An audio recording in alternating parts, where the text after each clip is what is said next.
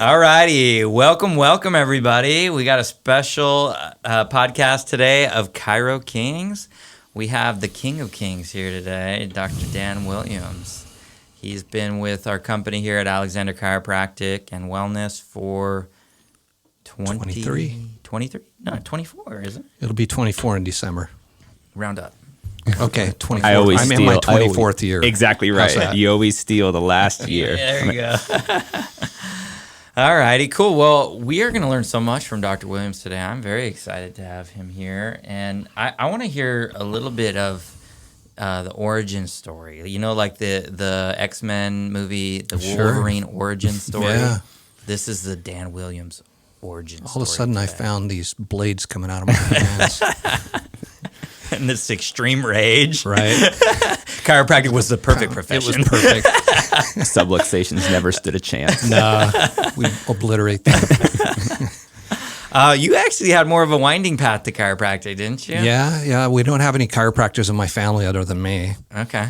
Actually, when I was a kid, I had some issues with my spine, and my mom took me to a guy that went to our church. He actually was a osteopath. Okay.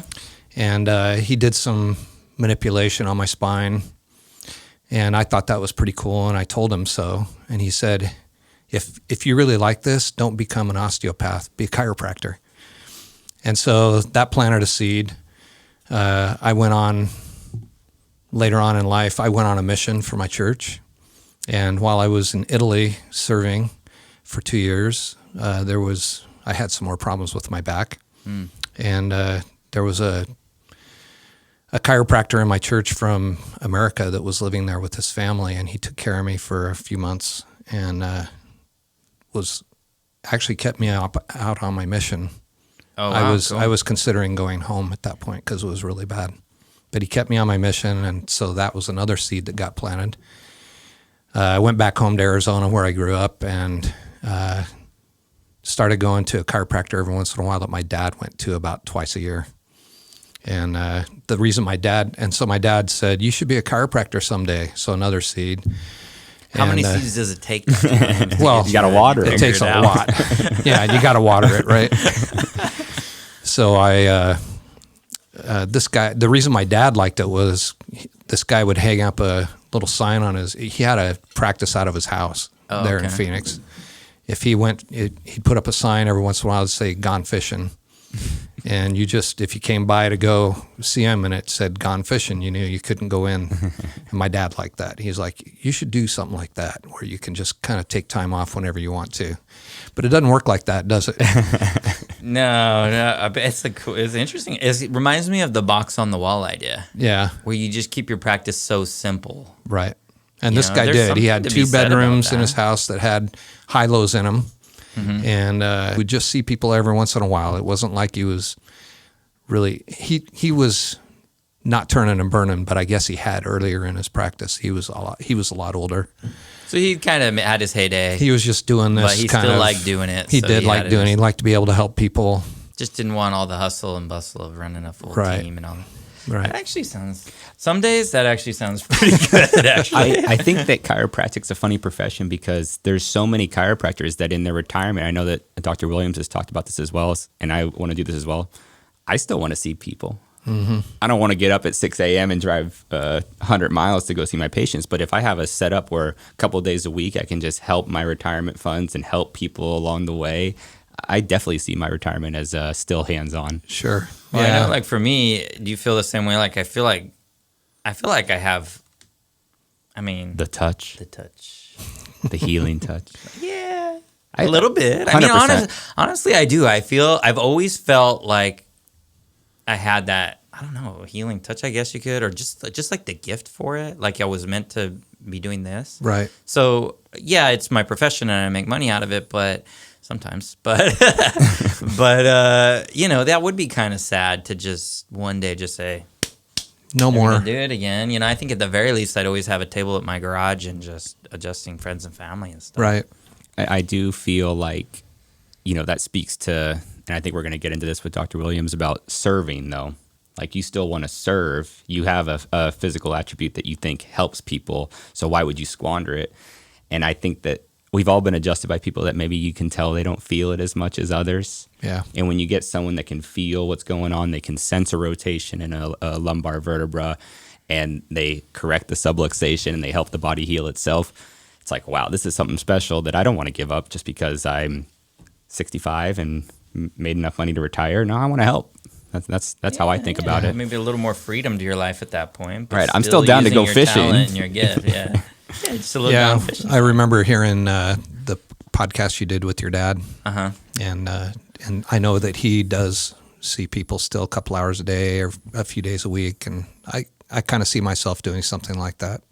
Yeah, he retired for a little while, and he went on a mission as an older adult. And then when he came back, it was like, well, what am I going to do all day long? Like, and that was how he got a lot of his social interaction too. Right. You know, my dad, like, it's funny, he doesn't really like to talk that much, like, outside of the practice.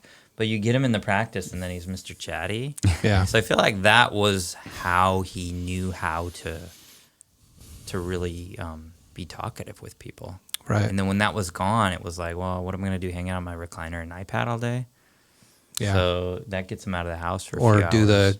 do the honey-do list that your mom has for him every day. He has a handful of you know, he's got one of the, you know how he would have spent so much time on his hot tub? Yeah. The hot tub's always breaking. Now he's got one of those swim spa hot I know. tubs.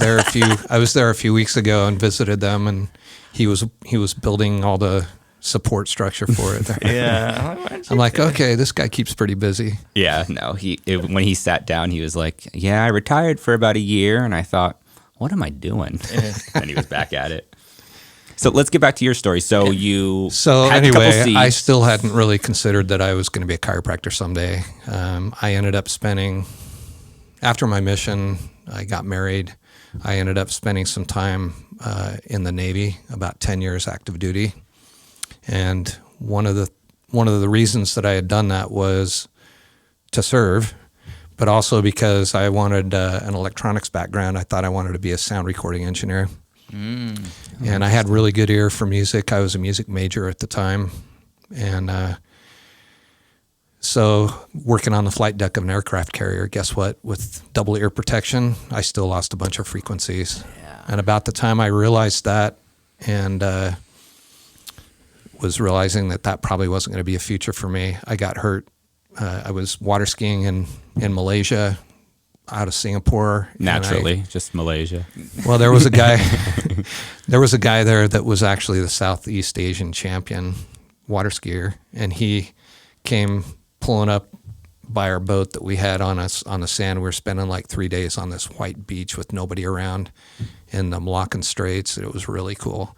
He comes pulling up and he says, "Anybody want to learn how to barefoot?" And of course I wanted to. Yeah. He had a little bar on the side that anyway, I learned how to barefoot ski, but I had a few really bad wipeouts. Mm-hmm. So by the time I got back to San Diego, I really wanted to go see somebody to help me out. And so I found this chiropractor in La Jolla and started going to him. And it just resonated with me. For some reason, it just really hit me at that point in my life. And I was looking for something anyway. And I bugged him so much with so many questions. He finally just hands me this book. It was Joe Strauss's Chiropractic Philosophy. Yeah. And I took it home that night and read the whole thing. And I was like, I got to do this. So that's when I just started getting all my undergrad stuff ready so I could go to school. He went to Life West, so of course he said it was the best school in the world for chiropractic students. So It is. So I went there. Nice. So you graduated, and you graduated. First were practicing. I went back down to San Diego and practiced for 3 years with Dr. Stein. And you guys started out full spine and later transitioned to doing upper cervical work. For about a year and a half, we did kale technique. Yeah. Which I don't know if you've seen the little speeder things with the little egg on it. I haven't seen the egg one, but speeder boards for sure. Yeah, it's a little speeder thing to work on your how much pressure you're using, and you got to flip the egg like 360. Mm-hmm. And they use a little marble egg on there, but then you're supposed to be able to get good enough to put a real egg on there, not a hard-boiled one either. and you're supposed to be able to do the adjustment with the right amount of torque, whichever way you're going to go. Do you ever see an egg sitting on the table and want to try to give it a little spin? It just makes me hungry. Is that how you like crack the eggs when you're making your omelet? Yeah, just pisey adjustment. Do a little pisey move. Yep. It does a little spin and then falls right in the pan. Yeah. So interestingly enough, you see a lot of full spine doctors, not a lot, but you see it occasionally, full spine doctors going to upper cervical. It's not super often that I see them going then back to full spine again. Yeah. So this is an interesting story because you ended up eventually going back to full spine. So I did. Tell me how that went about and like what your feelings and thoughts were around that. So I enjoyed the upper cervical adjustments. You do a knee chest, either C1 or C2, and that's it. They come in with low back pain, struggling in. We did very specific x-rays. We had a Blair viewer box so you could look at it in 3D. And is it the stereoscopic box? Mm-hmm. Okay. Yeah. So then you do the adjustment when they're in pattern. Mm-hmm. We use thermography. Like the Titron thermography? Yeah. You just do the thermography. If they're in pattern, then they get an adjustment. And then they sit we had the whole outside of the office. We got a bunch of lazy boys. And they'd go sit down for 20 minutes. Like and then zero you'd gravity scan them. leaning back Yep. like this? Okay. And then we'd scan them again. If they were still in pattern, we do another adjustment until they're out of pattern. And then... And the knee drop is the knee chest is no drop. There's no drop. It's just so it's basically a knee chest with they just with kneel a torque. down, they're laying on this thing, and they got their head turned. And you're doing this upper cervical adjustment on it.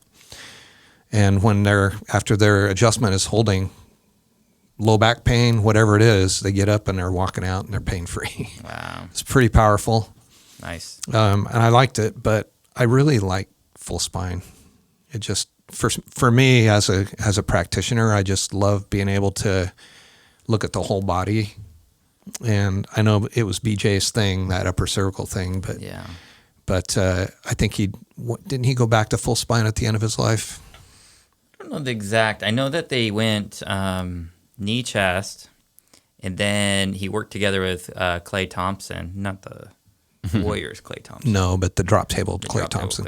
Yes. Thompson, yes. They made a drop table, and they found that they could deliver the same amount of amplitude, energy, and speed. Into like they were doing in a knee chest adjustment. Right. They could break it up into the initial and then the drop, and so it was like less forceful. They thought they could do that. So I thought that's how he was kind of ending up, but he was all over the place. And the reality of it is he was an innovator, right? And he was constantly improving and changing the technique, trying to find the best way to serve the patients. No matter how he ended his life, we got to assume that if he was still alive today, he would have continued innovating, trying things out, and trying new. Who knows what he would be doing now if he was still around. So for me, I just I went back to full spine, and I'm glad I did.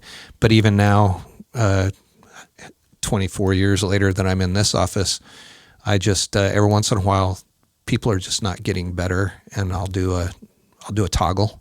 Yeah. Because we have a couple tables in our office that the drop piece is set up just right for that. Yeah. And I'll do a toggle, and it just makes a huge difference. On those days, I don't do any other adjustment. I just do the toggle. Right. One of the things I talk to my students about is there is a difference between doing the adjustment of a technique and doing the full system of a technique. Right. Right.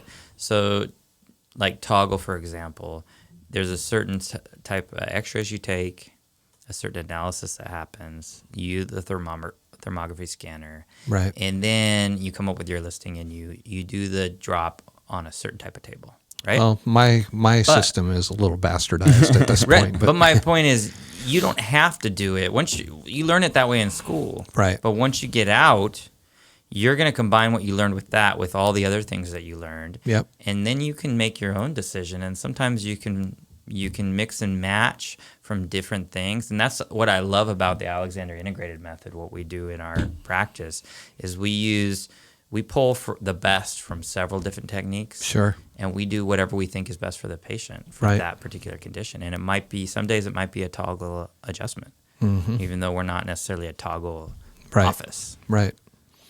Yeah, I love that. Being able to just kind of be open-minded and flexible enough to see, hey, let's do something different here because we need to make a difference for this patient. Yeah. I got patients that have been doing that with me for years now that'll come in and say, last time the adjustments didn't really hold very long. Can we try that one thing you do where you smack my neck?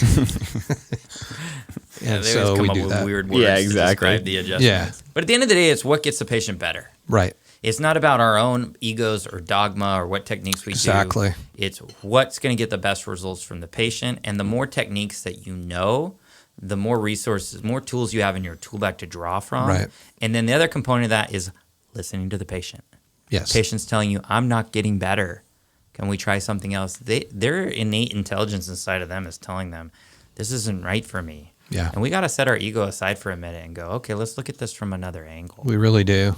And we were just talking about in our last podcast, too, about chiropractors all want to, what I do is the best and everybody else sucks.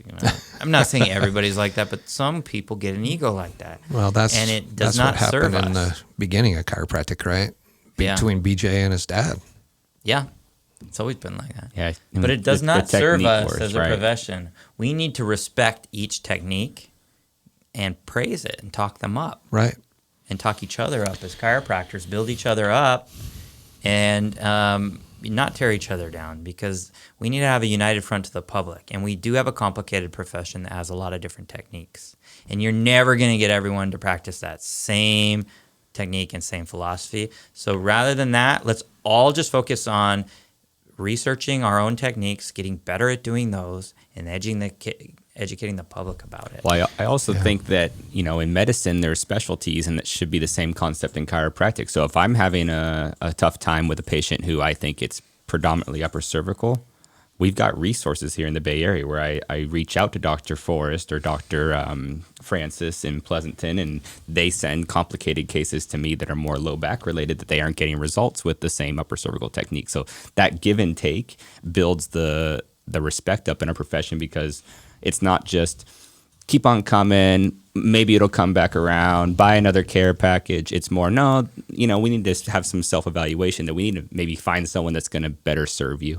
Right. And I think that comes from a place knowing what you're good at, exactly, knowing right. what you're not good at, and having a network of other people that you can trust, exactly, that you can talk up and you can send people to. So two things. One thing I learned from your dad, working with him. I was still fairly new. I'd worked for a few years before I came to the office with him, but I heard him, people say, do you know so-and-so, another chiropractor in town, or somebody in the next town? And he would say, yeah, they're a great chiropractor. He'd always say something positive about them.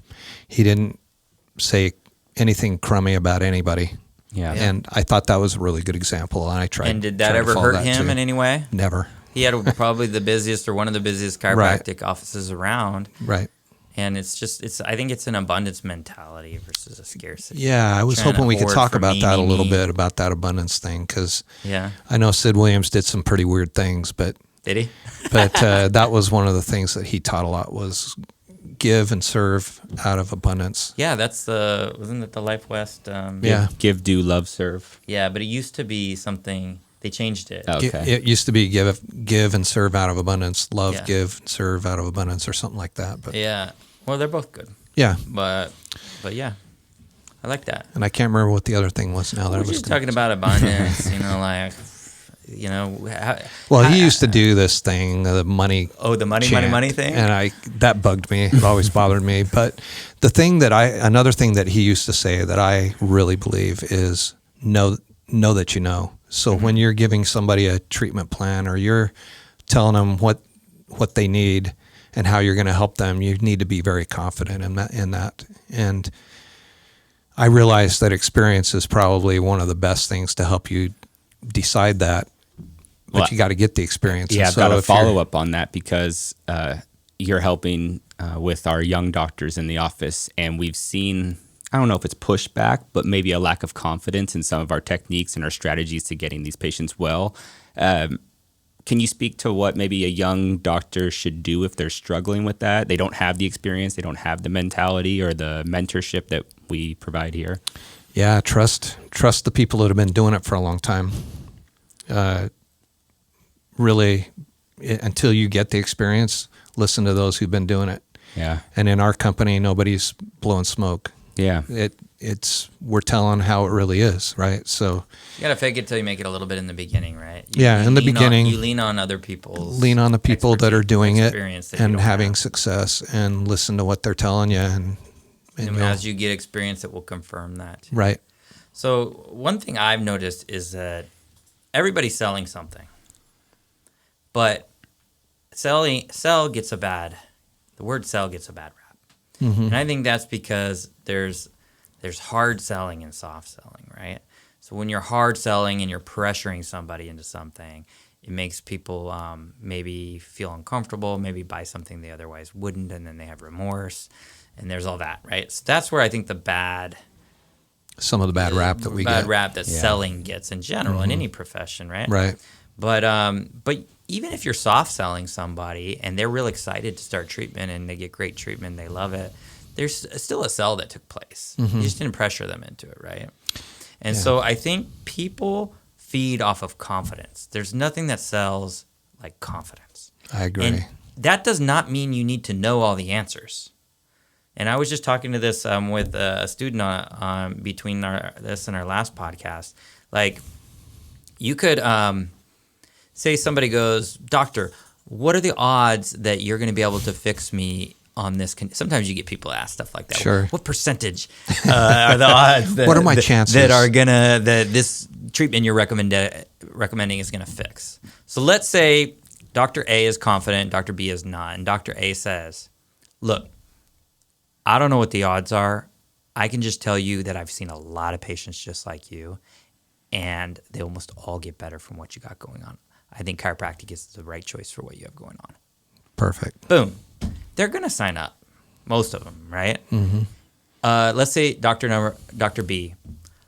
Well, the percentage, there's not really any studies that really show the exact percentage of something like this that would clear up. I think there's a pretty good shot. I mean, we'll kind of have to see how it goes, but I think we should give it I think we could give it a try.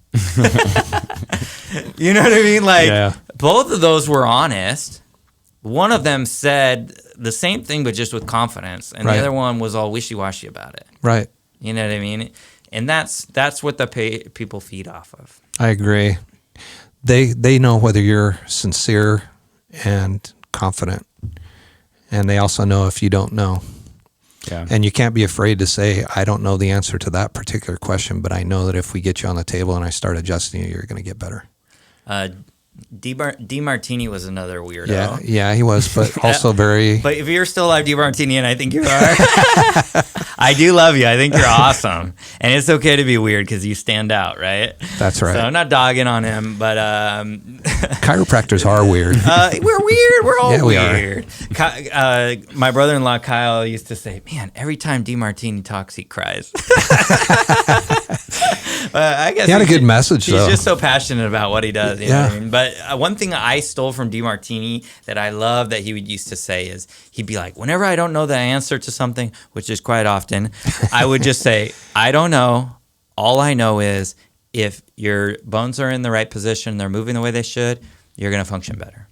Something like that. Right. And it would be any question in the world. Well, what percentage of odds that I'm going to get better are? I don't know. All I know is if your bones are in the right place and they're moving the way they should, your body's going to function better. And that gets back to the philosophy, right? Every question they would throw at him, it's like, well, my toe is purple. Will the purpleness of my toe go away? I don't know. All I know is if the bones are in the right place and they're moving the way they should, you're going to function better. Yep. What stood out in the Green Book that you first read? I mean, you read the whole thing, but something must have resonated deeply.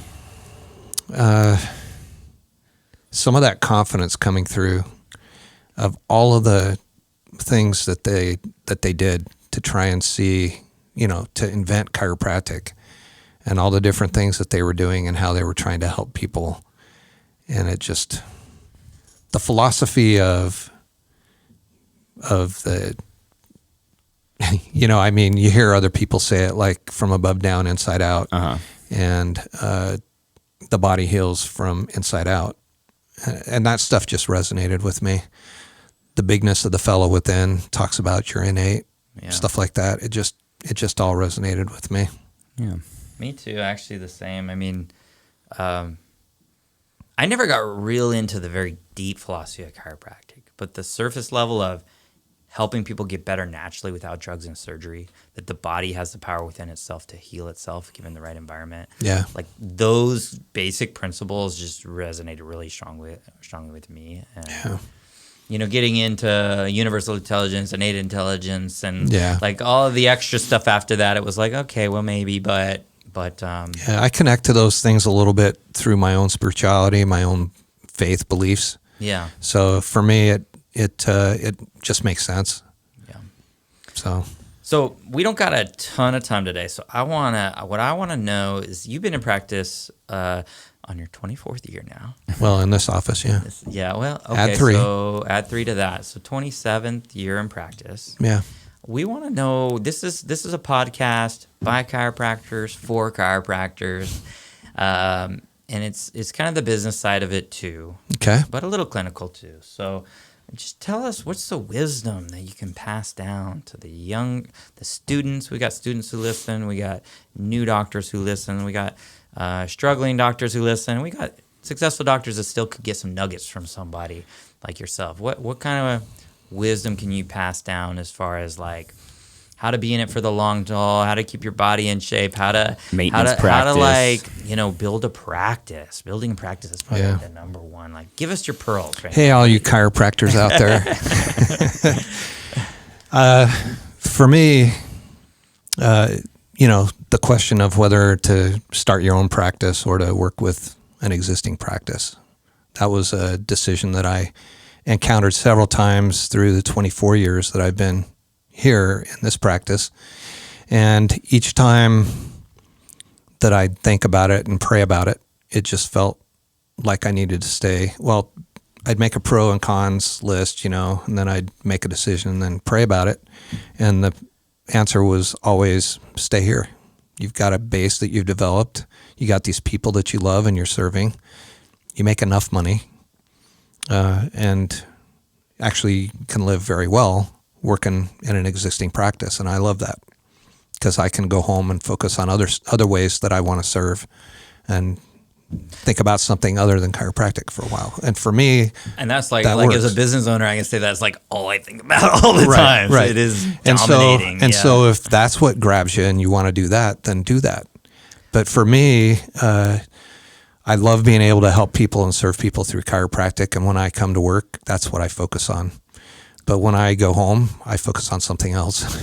What would you say, Dan, to, I think some chiropractors, I can't speak for everyone, might feel like, oh, if I really want to be successful, I have to open my own practice, right? Yeah. And I don't think that. And I sometimes envy you and I go, man, I wish I was Dan and I had his schedule and just see a bunch of patients and then didn't have to think about all this other stuff. Unfortunately, I was cursed with this itch inside of me that just I think it's fortunate. Won't do anything else than work for myself. But I think some people might not have that itch. They just feel like they should open their own. Yeah. But maybe they shouldn't. Yeah. What are your thoughts on that kind of that type of decision? It takes, your ego can take a hit if you think about it in a certain way. Mm-hmm. But I'm not doing this for ego. I'm doing this because I want to serve this way. And for me, maybe I could have been successful doing a business. I don't know. And I don't really have the itch to find out. I know you could have. Definitely. Yeah. It's just, I mean, you have every skill that's needed to do it. Right. But I think you were smart. It's not like you didn't look at that. You made your pros and cons list. Yeah. And for your path, it made sense. There are other situations where associates, you know, they're making $3-4 grand a month. And there's no upside. Right. And they just and it's not going to grow. They just work like a dog every day for some business owner to take all the profit. And they don't give them very much liberty in how they want to practice either. Right. I feel like I've tried to be the opposite of that for you. Yeah, and you have my been. dad did the same. Very much. And so if you can get yourself into a situation like that and it can be a very good, Yeah, fulfilling it's nice career in life. working with and for people that want you to be successful, because they're going to do everything to help you be successful, and it helps them It's a win-win. be successful. So it's good for everybody, the patients included, right? I think that's how I've been able to grow this thing to 5 is because people want to stick around, Right. right? You see other doctors going, I can't keep a dang associate. I'm like, well, what are you paying them? Right. Okay, well, How are you you know, supporting them? Yeah, how are you supporting them? Like, are you giving them the materials they need and training they need? Are you micromanaging them, making them feel bad about the work they do? Like, what does that look like? And they just don't treat them good. So of Right. course they're gonna leave right away, and you're gonna constantly have to do I remember when I wanted to, your dad actually called me up. I was practicing in San Diego. I wasn't really happy with where you were at. where I was at. And this was a month after 9/11. Your dad calls me up and he said, hey, I need you up here. I'd met him before when I was in school. I came and when he did a grand opening. I don't know how much time I can do this, but okay. So he came up, or he called me up and he just said, can you come up and join my practice? And I said, I need to make this much a month just to survive. And he said, okay. So he said, come on up. And so I came up, and he sat down with me. He said, I'll pay you this much for 3 months. By then, if you'll do everything I'm telling you to do, you'll be bringing in enough that I won't have to pay you anymore. And that's pretty much how it worked. Pretty much 3 months later, I had enough of a base, and he set up a situation where the more that I brought in, the more I could make, type of a thing. And it worked just like he said it would. I did everything he said. I went out and did spinal screenings left and right. I was talking to people. I was passing out handouts and putting them on cars. I was going door to door. I was doing all kinds of stuff, trying to get patients to come in. And 6 months after I came into the practice, he left for 3 years to serve a mission. And I took care of a lot of his patients, which allowed me to be busy, because you want to practice as if. Yeah. And so I was busy seeing a lot of his patients, but I was building patient base too at the same time, and it was awesome. I loved it. Yeah, part of my story involves both of these two fabulous chiropractors here. I became an intern at the office, and I had the pleasure of working for both of you guys. And I don't know if it was a month in or 2 months in, but you unfortunately hurt your shoulder, and you couldn't adjust for, it was at least a month, maybe more. Yeah. All of a sudden, I was seeing 200 people a week, and I was like, oh my God, this is something that I've never had to do before, but I think it might have been the best thing for me to see that I could do it. I could provide good care at a speed that I didn't think was possible for me, and I learned how to be a better chiropractor and trust my hands rather than just overthinking, am I doing the right thing for this patient? It's like, now follow the listings that you're finding, correct them, reassess next time they come in, and I learned to have more confidence in myself, but also in chiropractic. Awesome. A couple of nuggets I kind of gleaned from your story, Dan, is one, how hard you were willing to work in the beginning, that it wasn't just handed to you. You did the screenings and all that. I don't see that a lot in all the new grads these days, willing to do that stuff, especially when they're working for somebody else. Mm-hmm. It's kind of like, well, that's the owner's job to do all that. Like, I'm just here to show up. What is it about? Is that just your nature, or did the Navy ingrain that into you? Like, what made you? No, I was be raised such a hard that way. worker that way. I was raised that way. You work Were you hard. on a farm? Were you like in? No, I grew up in Phoenix. Like that? Okay, But I was raised by, my mom was a farmer. Oh, okay. Just inherited in the genes. Yes. Maybe because you had like 9 or 10 siblings or something. You had to fight for everything in your life. Yeah. Reach for that last muffin, man. You're going to get a fork in the hand. Were you the baby? No, I'm third out of 10. Third, okay. All right. The middle child, the unforgotten middle child. That's right. The other thing that comes to mind is just longevity. So, yes, you were in a bad situation, and I'm not going to say bad, because I'm sure you got a lot of it. It was a really good learning experience for me. But you realized it wasn't a long-term, there was no upside long-term for you. Right. So you got yourself out of that position. You got yourself into a good position. And then you stayed for a long time, and you inherited some of my dad's patients. You did your own screening. You stuck around. Now you have a stable practice, seeing over 200 patients a week, and you don't have to go to screenings. Well, sometimes I make you go to stuff, but it's not very often. You really barely even need any new patients to maintain because you have so many loyal people. So my point is, I think there's something to be said about sticking around.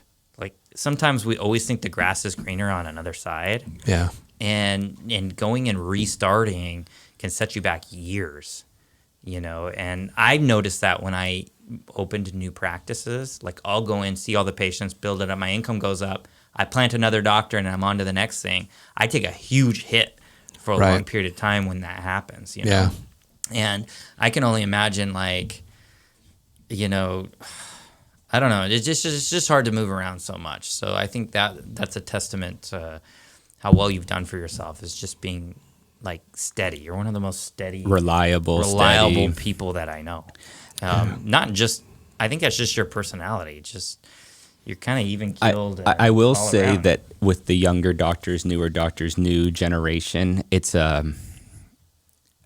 want it now, and unfortunately, I do feel like there's a little bit of lack of seeing the future. Yeah.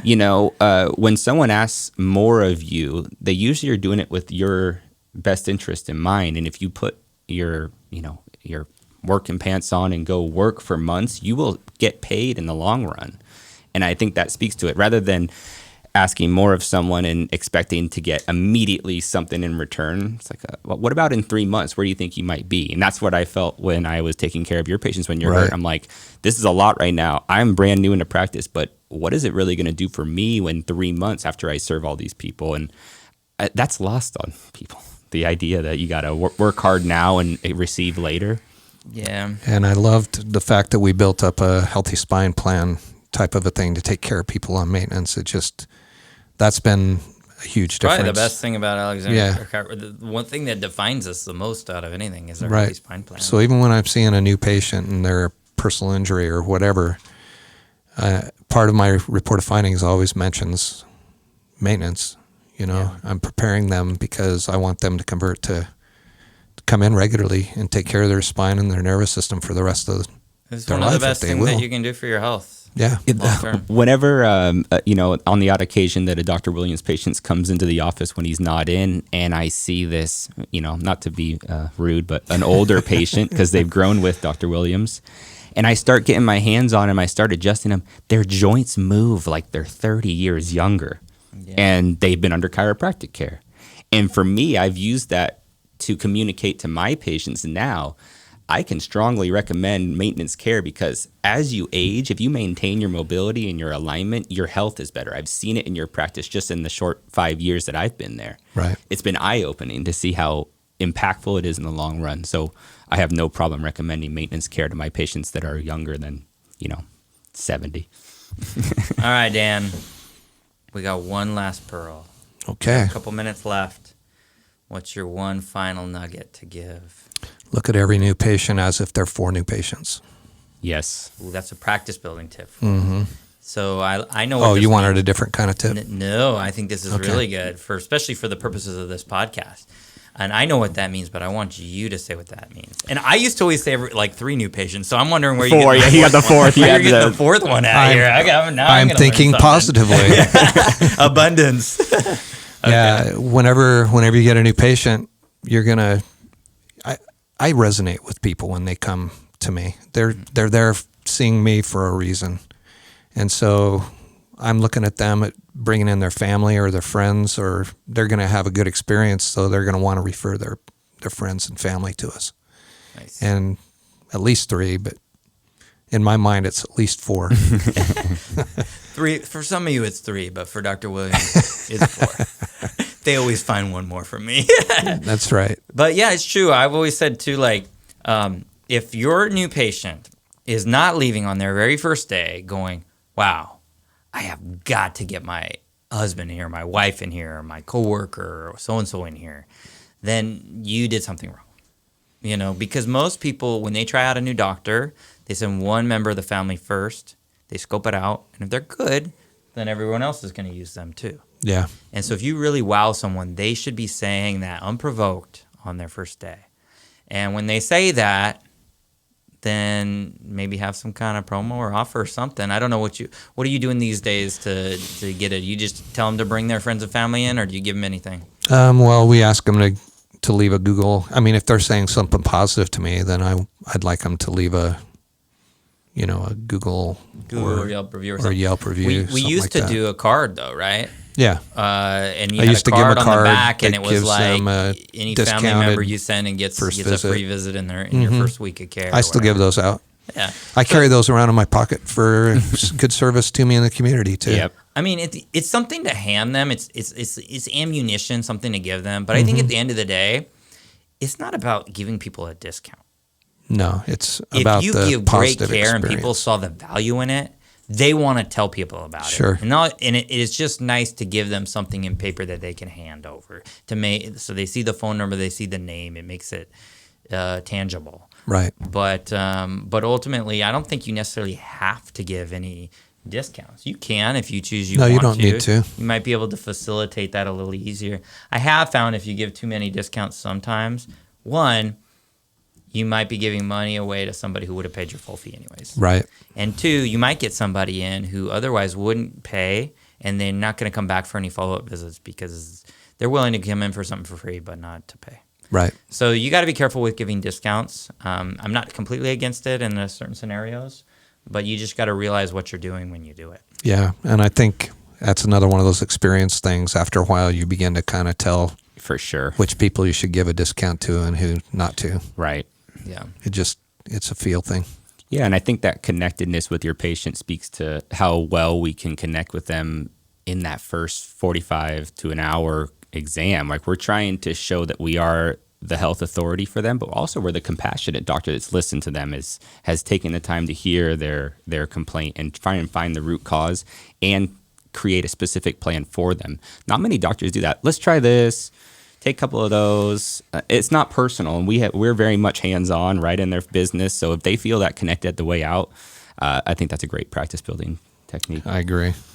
All right. Well, let's wrap this up. My final thought is thanks, Dan, for coming in today. Appreciate you sharing your wisdom with us. Dr. Dan Williams, still practicing full-time in our office in Livermore, and he's the best neck adjuster of all time. Of all time. Wow. So if you live anywhere near Livermore or have access to an airport and you can fly in, Livermore has a small airport, and you got something going on in your neck, go to the Livermore office, see Dr. Williams. You will not be sorry. Yeah. I also want to say thank you for everything that you've shared with me. I feel like I've become a better doctor because of you, so I appreciate you, buddy. Well, it goes both ways. I've learned a lot from you guys too. Yeah. So thank you. Very good. All right. Thanks for listening, everybody. See you later. Wait.